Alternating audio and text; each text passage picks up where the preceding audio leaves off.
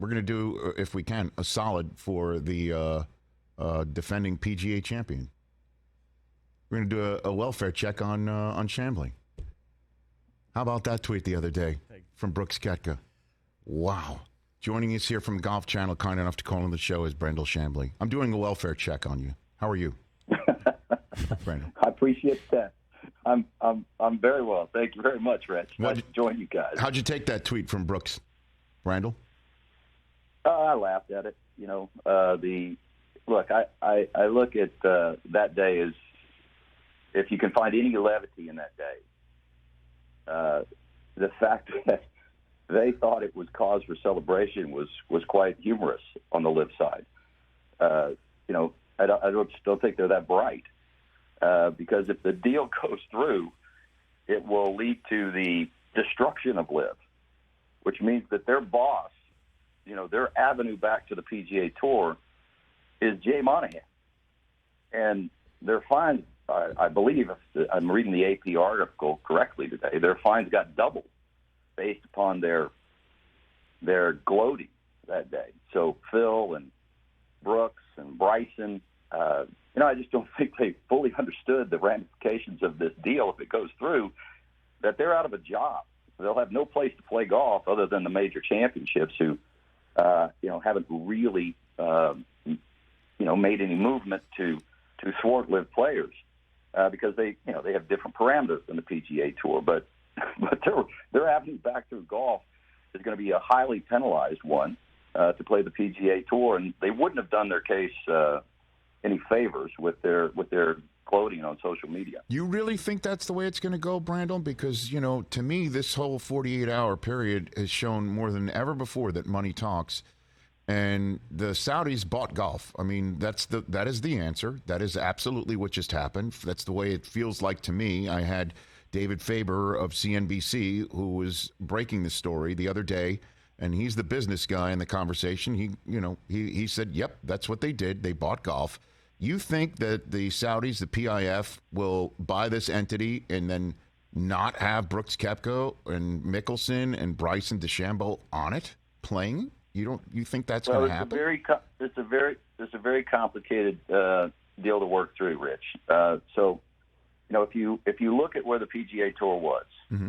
and they were in intractable litigation, and they were hemorrhaging money, right? And so they were competing against somebody with an endless source of money, who really all they wanted to do was not just have a foot in the game of golf; they wanted to be in the room, right? So they were never going to stop suing the PGA Tour. And then for the tour to compete, they had to elevate their purses that were probably not supported by the ratings. So they had some stressed title sponsors. So it's like, you know, now they got to get with their, let's call it an enemy, right? Keep your enemies closer kind of thing. Get in the room with them, talk about it.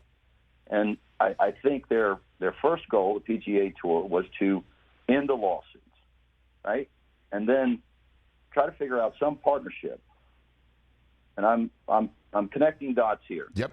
Try to end some the litigation and create a partnership that ends LIV. And if this deal goes through, I have no doubt that it will end LIV. And if you listen to the rhetoric, if you listen to Yasser and you listen to Jay Monahan, they're very careful to say, every single time they talk about this, is that the PGA Tour is in a control position. They are in a control position. What PIF is doing is, now and of course, yeah, they're investing in the PGA Tour for a company that right now exists only in the ether. It has no outline, no goal, no direction, and it may end up being some team events somewhere in the far reaches of the world. But it's not going to be competing against the PGA Tour, not in America. So, you know, this is a difficult spot to be in. It would have been next to impossible for anybody to have anticipated the economic irrationality of any entity, let alone the Saudi Arabia or MBS, wanting to come into golf and spend billions of dollars. When you say it's all about the money, okay, when everybody wants to say it's all about the money, mm-hmm. okay, then why is it that MBS wants to spend billions of dollars with no possibility of making a profit. If it's all about the money, then why is he the only one in the world that's not concerned about a profit? So it can't just be all about the money, because why is the person spending the money the only person in the world not concerned about making a profit? Why would he do that? He would do that for only one reason. He wants to launder his reputation. And so, look, I'll agree that the Saudis are now in the room. They are in the room. But whether or not they own golf is somewhat debatable. Look, I'm as disgusted by the source of the money as anybody. And my position on that is very well known, and my opinion on it hasn't changed. But if you put yourself into the position of the PGA Tour, it was a rather untenable position. And I have no doubt, and I don't know this to be the case, but I've spent a great deal of time trying to understand this deal as clearly as I can. Mm-hmm.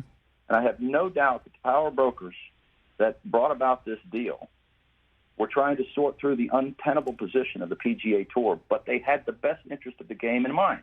I do believe that. I don't believe that they had profit in mind. The best interest of the game in mind. I don't think Yasser knows the first thing about golf. Not the first thing.